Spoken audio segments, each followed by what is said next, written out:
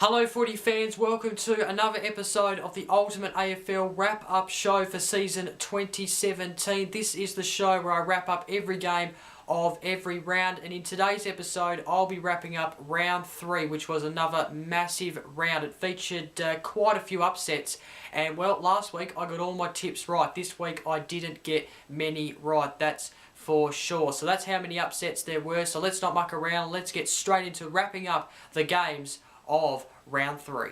Round 3 started on a Friday night for the first time in 2017. Of course, round 1 and 2 started on a Thursday night, so this was the first time in 2017 a round was starting on a Friday night.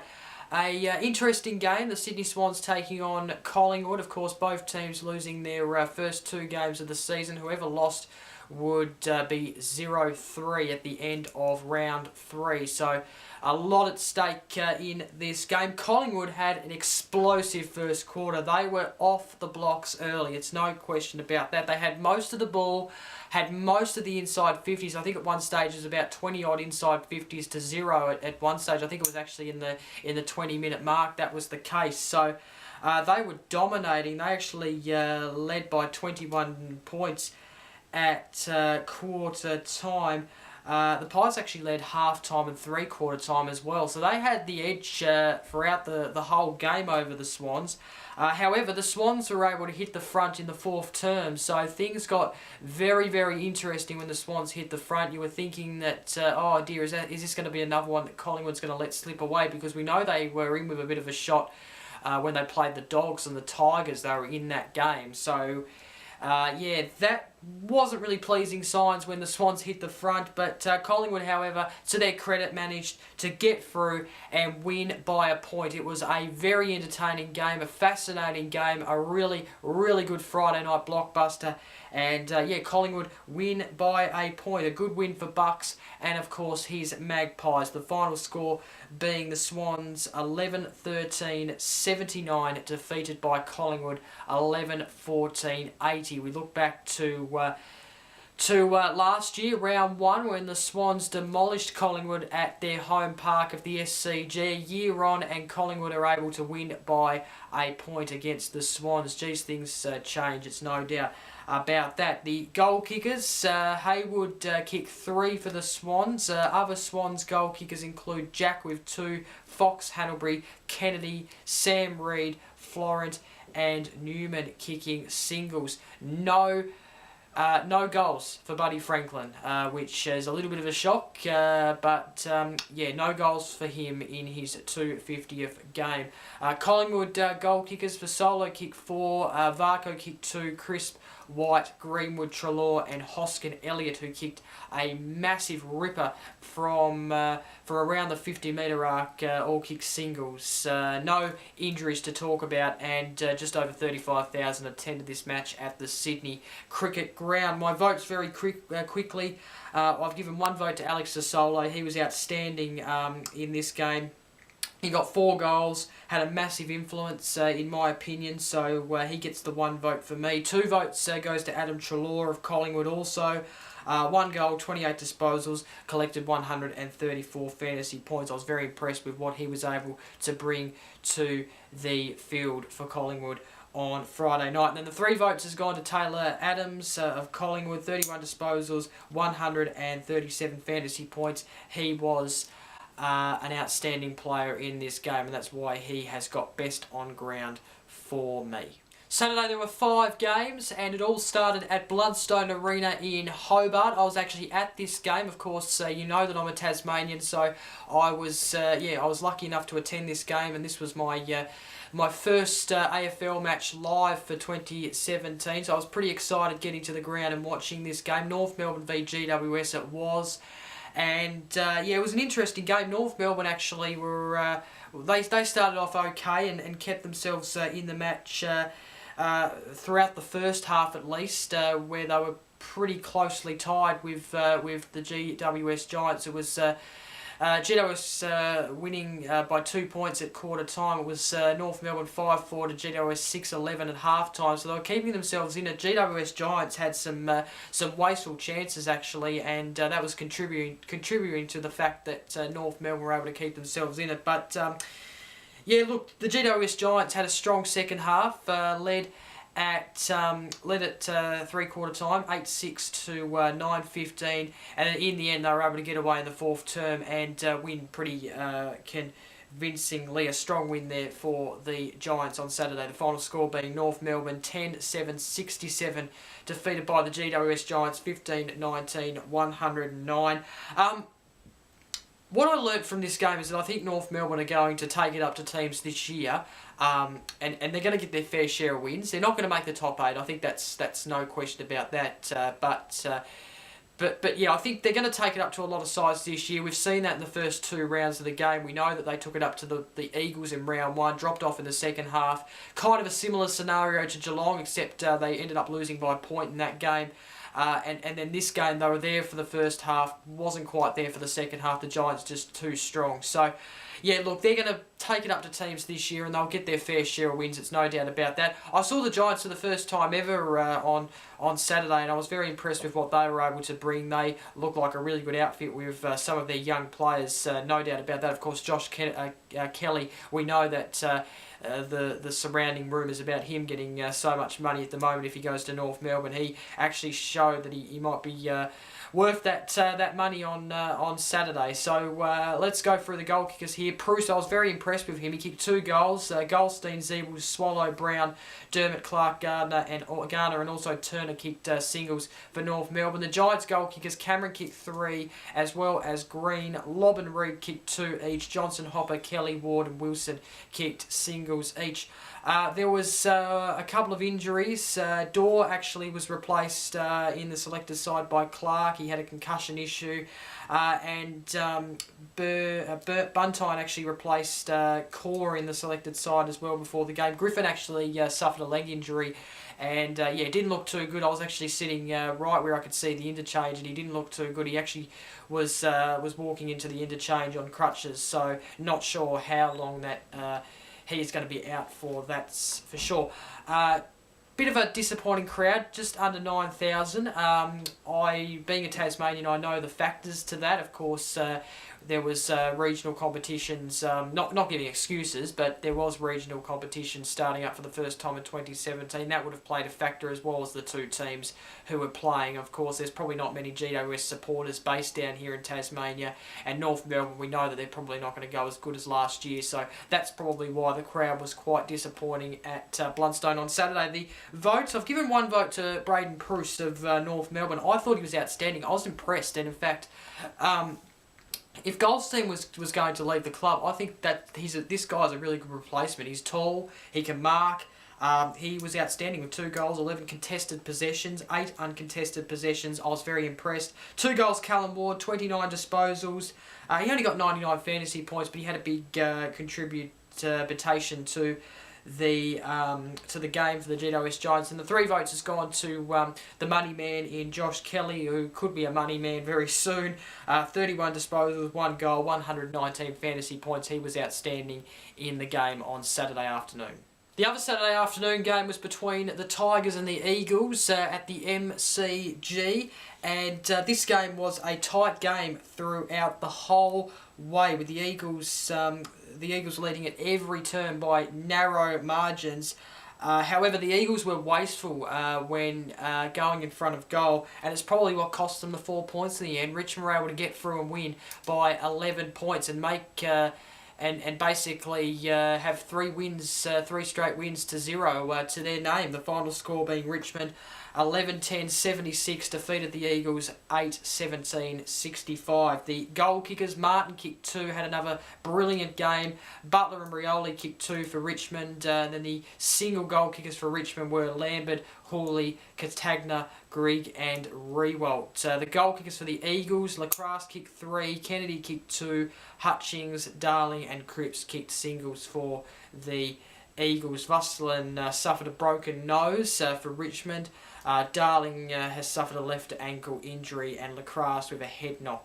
So let's hope those are all good there from those teams' point of view. 42,523 attended this game at the G. My votes, I've given 1 vote to Andrew Gaff of the West Coast Eagles, 33 disposals, 107 fantasy points, clearly the best out there for the Eagles. 2 votes I've given it to the captain in Trent Cotchin, 34 disposals, 103 fantasy points. He's having a really good start to the season, I think, and especially with all the criticism before the season started, when Trent Cotchin wasn't actually officially announced as the captain. There was a little bit of criticism there, so to come out and have a really good start to the season, he'd be very happy with that. And then the 3 votes are given to Dustin Martin. He actually was outstanding again in this game. 40 disposals, 2 goals, 156 fantasy points. He's just one of those players that you love watching every single time. He is proving that right now. It's going to be very, very interesting to see whether he actually takes more money elsewhere, but I think he will stay at Richmond. He is in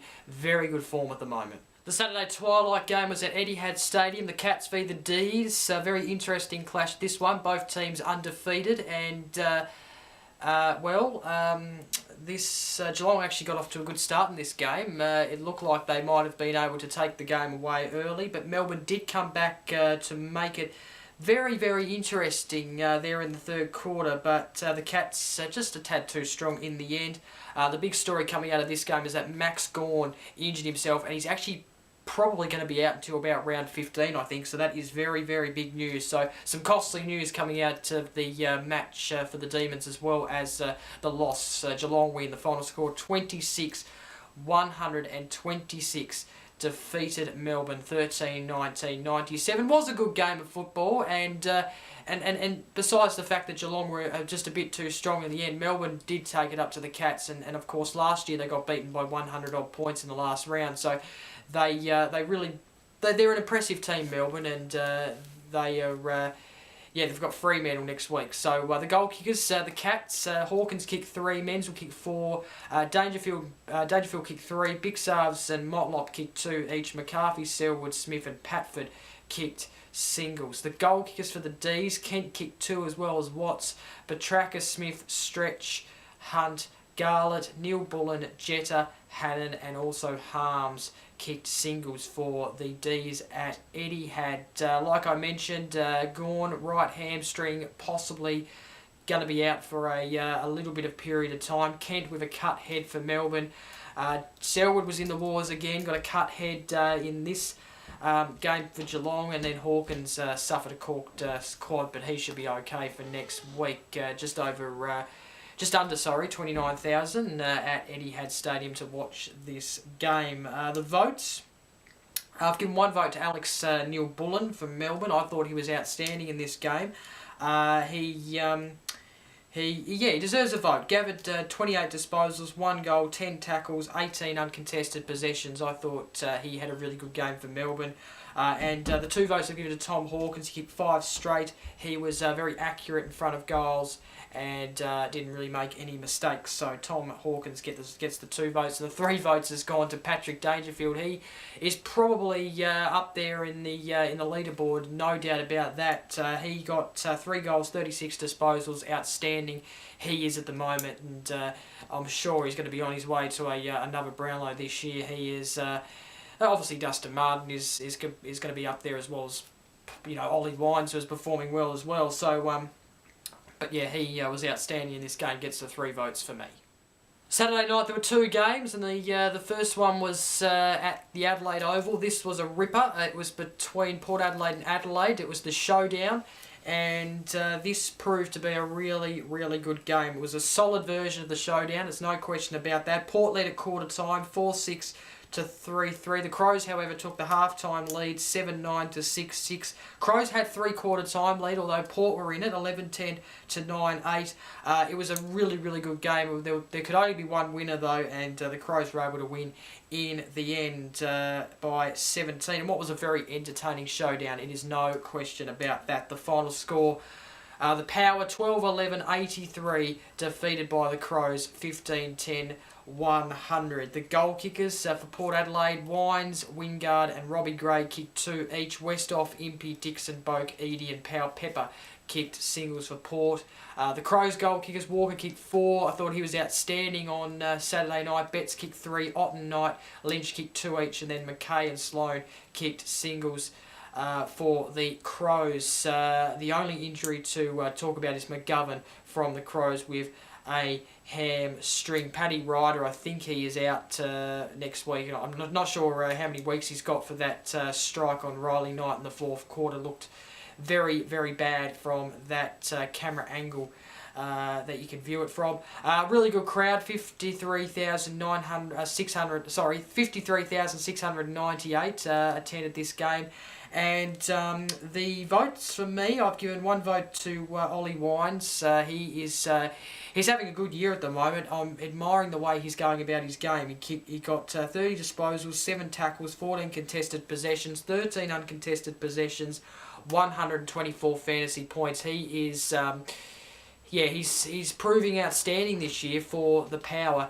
And I reckon right now he's probably up there in the top 5 in the Brownlow votes, no question about that. Taylor Walker from the Crows gets my 2 votes, 4 goals, 10 marks. He was outstanding, and the 3 votes goes to Rory Sloan from the Crows.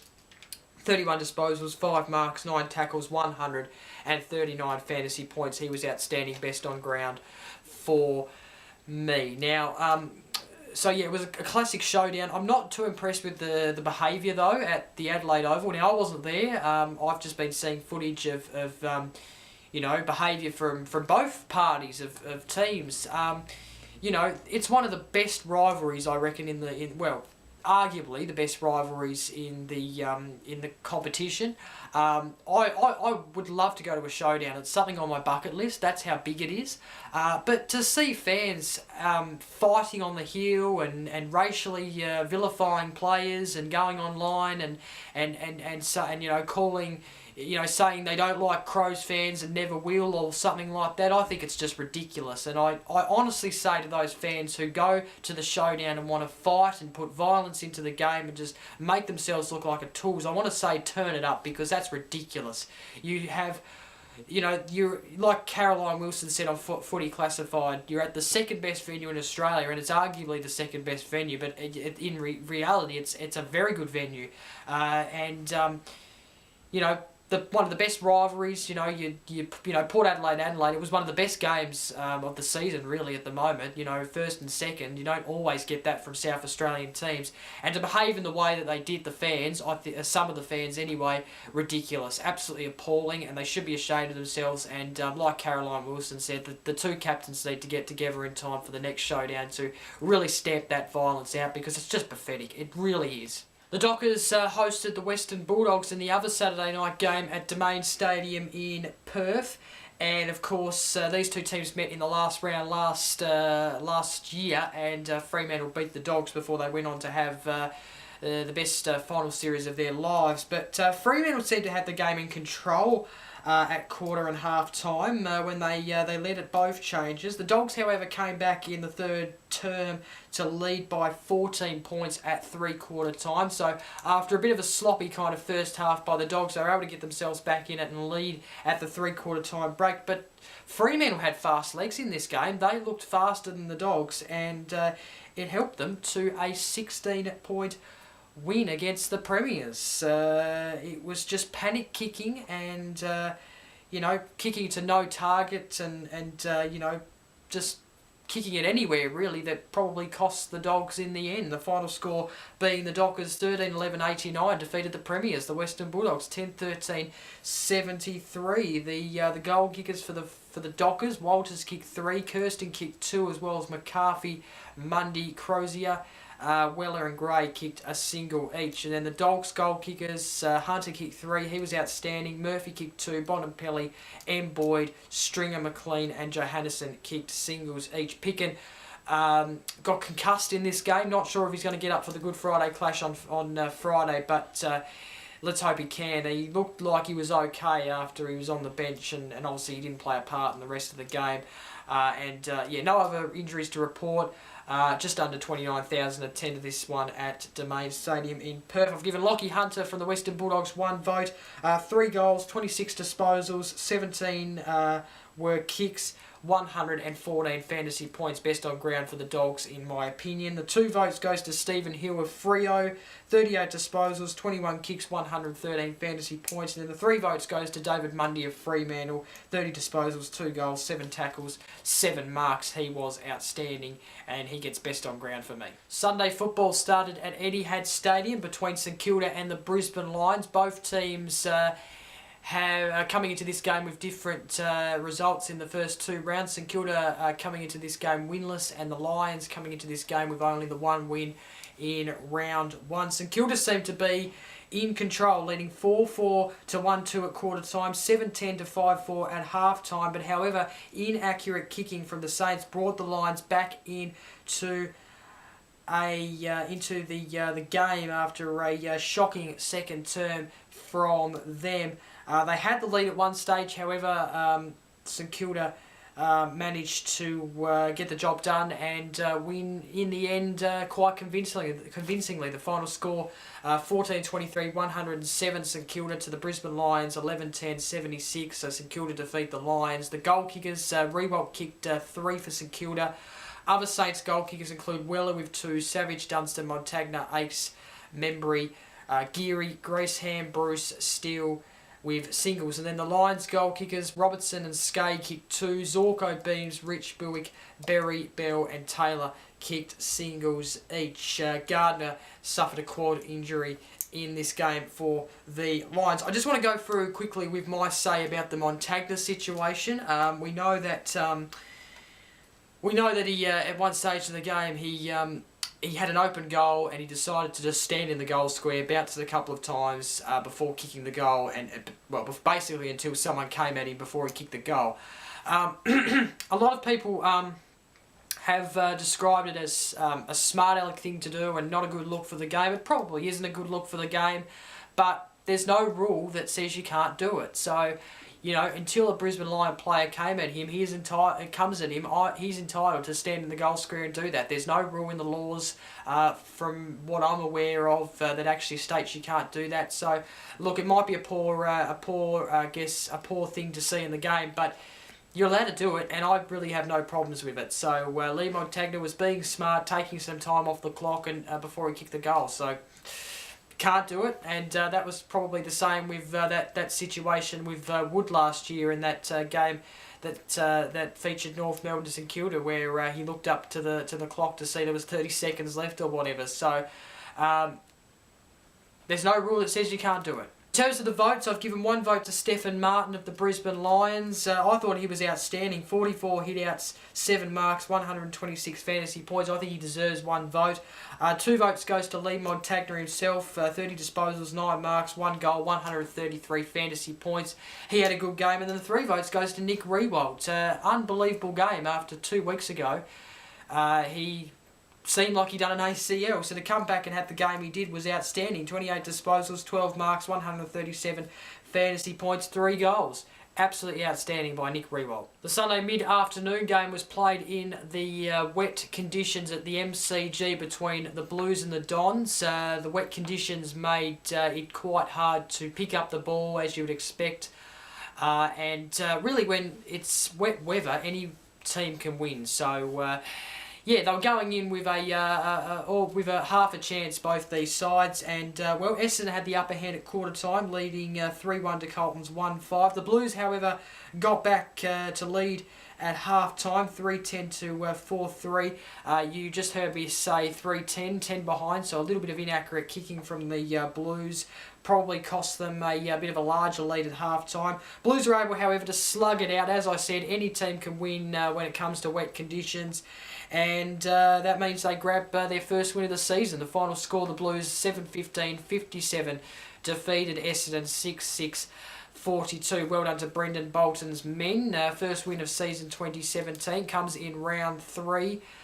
The goal kickers for Colton: Murphy kicked 2, Gribbs, Cruiser, Petrasky, Seaton, Curnow and Carriage kicked singles each, while for Essendon, Danaher, Hooker, McDonald, Tip and Woody, Parrish, Goddard, Leuenberger and Langford all kicked singles. No multiple goal kickers there for the Dons. Wittering and White suffered a head injury, and White suffered a back injury, and just over 48,000 attended this match at the MCG. 1 vote goes to Brendan Goddard of Essendon. 30 disposals, 4 marks, 8 tackles, 126 fantasy points. 2 votes is Bryce Gibbs from Colton. 35 disposals, 9 tackles, 136 fantasy points. I thought he was outstanding. And then the 3 votes goes to Mark Murphy. He kicked a ridiculous goal from the boundary, and he had a really good game. He's having a good start to the year, the captain. He got 32 disposals, 10 tackles, and 145 fantasy points in the game, the Dons. And then the final game of round 3 was probably the upset of the round. I don't think anyone saw this one coming. The Gold Coast Suns v Hawks. Geez, I tell you what, it was 3-3 to 2-3 with the Suns leading at quarter time.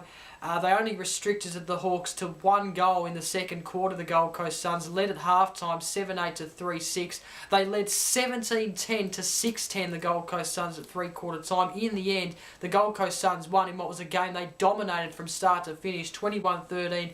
139, defeated the Hawks a 7-11-53. We're probably going to look at this victory and say, wow, what a victory for the Gold Coast Suns, coming off a 102-point loss to the GWS Giants the week before, to return home and beat the Hawks, who were premiers 3 times a couple of years ago, to win by 80-odd points. Just absolutely phenomenal by the Gold Coast Suns. The goal kickers for the Gold Coast Suns: Matera kicked 6, Martin kicked 3, Hall, Farini and Lynch and Miller and Ablett kicked 2 each. Harbrow and Lemmers kicked singles. And then the Hawks goal kickers: Roughhead kicked 3, Palopolo, Rioli, O'Meara and Burton kicked singles. O'Meara against his old side, he would feel very great right now, I reckon. Palopolo suffered a hamstring injury, and just under 15,000 attended this match at Metricon Stadium.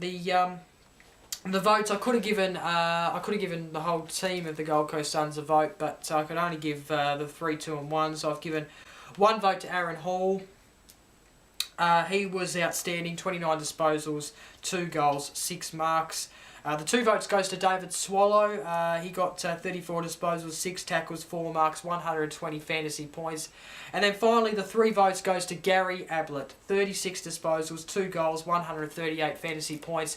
Had an absolute shocker of a week last week in terms of the media just piling on him and bullying him. But I'll tell you what, he came out and made a statement on Sunday night. He played a really good game. Time now to have a look at the stats leaders after round 3 for 2017, and we'll start with the disposals. Andrew Gaff leads the disposal count on 105. Tom Mitchell next best with 102. Third is Clayton Oliver from Melbourne with 99 disposals. Dustin Martin and Zach Merritt joint 4th with 98 disposals each. The goal kickers: Jeremy Cameron leads with 13 goals. He was outstanding at Blundstone on Saturday. Got a good look at him, and he seems to be coming through as a really good, powerful forward. We've known that for a few years now, but with GWS in form and playing finals footy now, he is becoming one of his own. Josh Kennedy is actually level with Jeremy Cameron with 13 goals. Tom Hawkins is third on 12 goals. Eddie Betts and Daniel Menzel joint 4th with 10 goals. The marks: Will Hoskin-Elliott leads the marks with 30. Tom McDonald is second with 29 marks. Third is Elliot Yeo with 27 marks. Sam Doherty and Lance Franklin joint 4th with 25 marks. And then the final stats there is the tackles. Tom Liberatore leads with 38 tackles. Second is Taylor Adams with 30. Rory Sloane third with 28. Curtly Hampton and Lin Jong level fourth with 25 tackles. And then finally the ladder after round 3, and the Adelaide Crows top of the table, undefeated, with Richmond second, undefeated. Also Geelong round out the undefeated sides in third. Port Adelaide have dropped to fourth after that loss to the Crows, but are still in the top 4. The GWS Giants have risen to 5th. The Eagles have dropped to 6th. Essendon have dropped to 7th. Melbourne have dropped to 8th, and the Dogs have dropped to 9th, just outside the top 8 there. St Kilda are 10th. They've risen there from round 2. The Gold Coast Suns are 11th, so they lift themselves from the bottom 2 right up to 11th place. By the way, congratulations to the Suns. I had a bit of a dig at them last week, but to see them come out and respond the way they did against the Hawks was terrific. So well done to the Suns. Collingwood have dropped to 12th, but they gathered their first win of the season on Friday night. The Lions 13th after that loss to the Saints. Carlton rise to 14th. Fremantle have risen to 15th. Of course, both those sides getting their first win of season 2017. The Swans, North Melbourne and Hawks all yet to get a win. The only sides to do so. Look at that. The Hawks on the bottom of the ladder. That would be a real woeful sight from a Hawks point of view. Of course, they wouldn't have seen that for a very long time. They wouldn't even imagine themselves on the bottom of the ladder for quite a long time. So that is the ladder after round 3. And that is it for another episode of the Ultimate AFL Wrap-Up Show. I do hope you enjoyed this week's episode. Of course, don't forget to like, comment, share this video, subscribe. Of course, coming up later this week, another episode of the Ultimate AFL Preview Show featuring a wrap-up. A preview of round 4. So that is it. Until next time, bye for now.